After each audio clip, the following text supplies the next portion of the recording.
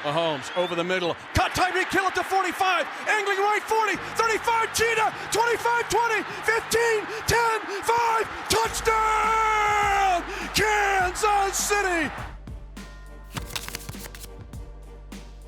That was one of several huge plays for Tyreek Hill in 2021. We know the Cheetah is one of the most explosive receivers in the game, but could the Chiefs add to the receiver core in 2022 through the draft? For more on that topic, we're checking in today with Matt Miller from thedraftscout.com. He also does a ton of work for ESPN. And Matt, I want to start in the first round to kick this thing off. If the Chiefs want to go receiver at pick number 30 in the first round, who are some names that stand out to you? Yeah, man, there's a ton in this year's class. I actually have 9 receivers rated in my top 40. So it's a good year to have a need at the receiver position. I think the conversation probably starts with Alabama's Jameson Williams, who we all saw, unfortunately, tore his ACL in the national championship game. The good news is that ACL injuries are a much faster rehab process than they used to be. So an injury in, mid-January, there's an expectation he could be back by October. So if he's available for the Chiefs at 30, he's obviously a great fit with, I think, the best speed of any receiver in this class. He's incredibly tough as a route runner, very good hands. So he would be, if it weren't for injury, a top 10 pick in this draft. So if he's there at 30, it's great for Kansas City. I think you could also look at someone like Chris Olave from Ohio State.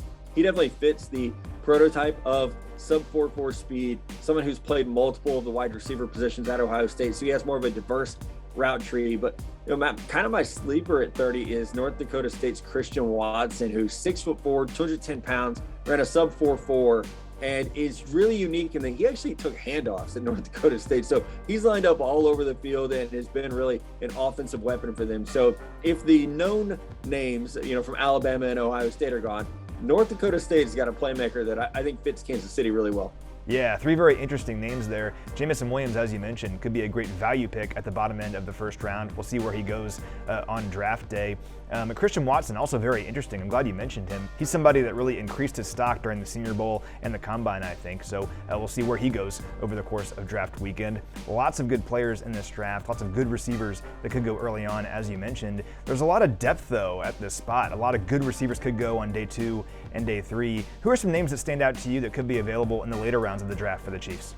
If it's day 2, and the Chiefs are loaded with picks this year, I think George Pickens from Georgia is someone who's really interesting. A couple of years ago, you would have thought he was going to be the number 1 receiver in this class because of the size, the speed. He got back for the college football playoffs at Georgia, looked very impressive. So I definitely think that he's someone to watch. Mekhi Polk from Mississippi State is one of my favorite guys who could be late round 3 or maybe round 4. He's built a lot like T. Boyd was coming out of college, kind of a longer, slender slot receiver who's really good at pressing up the seam vertical routes from the slot. So those are 2 players outside of top, first round pick. If it's not at 30, if they go with a defensive player there, then I do think, as you mentioned, it's a really deep receiver class. We just saw a historically fast group of players at the Combine. So I think that bodes well for Kansas City.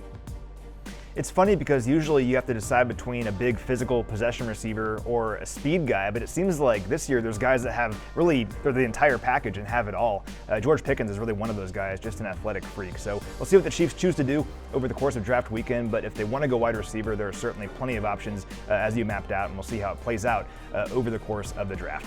He's Matt Miller. Check out his work at thedraftscout.com or at ESPN. Also give him a follow on Twitter at NFL Draft Scout. Matt, awesome stuff, man. Really appreciate your time.